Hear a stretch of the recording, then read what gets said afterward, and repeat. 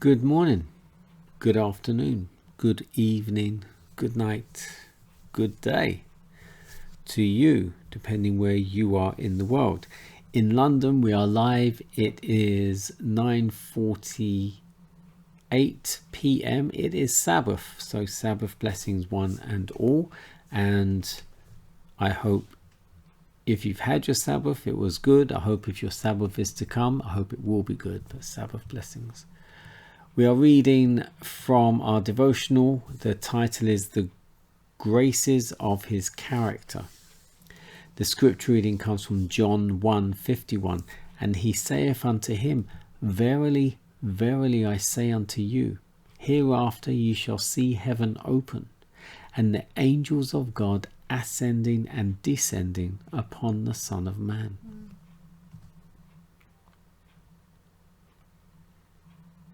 God has given us a perfect standard of character, which we are ever to keep before us.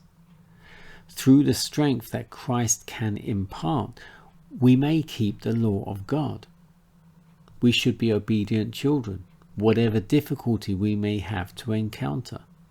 We must not expect to enter heaven without conflict and trial, but we have the assurance that if we will not consult our own pleasure, but the will of God, we shall not be left to fight the battle alone. There is a great work to be done in the world, and every one of us should let this light shine upon the pathway of others. We need to gather divine rays of light from Christ. We need to search the scriptures, dig deep in the mines of truth, for the precious jewels do not always lie on the surface.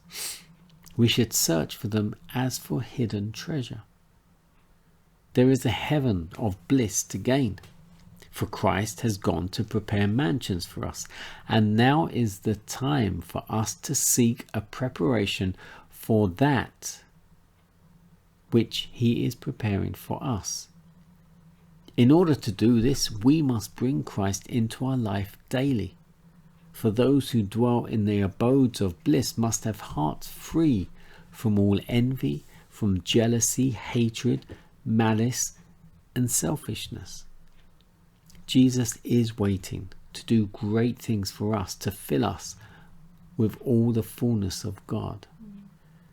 We should believe in his promises, for he keepeth truth forever, and there is no unrighteousness in him. There is a connection between earth and heaven through Christ, the mystic ladder that Jacob saw in his vision at Bethel. When we were separated from God, Christ came to reconcile us to the Father. In pitying love, he placed his human arm about the fallen race, and with his divine arm, he grasped the throne of the infinite, thus connecting finite man with the infinite God. Through the plan of salvation, we are united with the agencies of heaven. Through the merits of a crucified and risen Redeemer, we may look up and see the glory of God shining from heaven to earth. We should be grateful to God for the plan of salvation. We've been blessed with many blessings, and in return we should give to God our undivided hearts. How sad it is that through our indifference to our eternal interests, we are far from Christ. We don't see the glory of God shining upon every round of the ladder. We do not climb up by Christ, making advancement in the divine life. If we did this, we should reflect the image of Christ, have purity of character, become like lights in the world. We should constantly behold him until we should be charmed with the graces of his character. Then we would not fail to talk of him and his love. We should then be in possession of rich blessings, which the world cannot give or take away. And we should lose our relish for sin.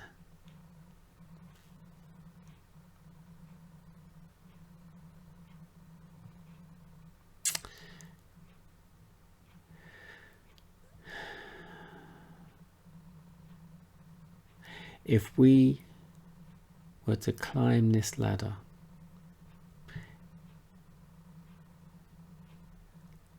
by focusing on Christ, as she says, we will reflect the image of Christ. We will then begin to have purity of character, and we will be lights in this world. We have to constantly behold him. Then we will be charmed with the graces of his character. How many of us actually have grace towards others? And then we'll be in possession of the rich blessings which this world cannot give, certainly can't give, but certainly cannot take away. Let's climb that ladder of grace.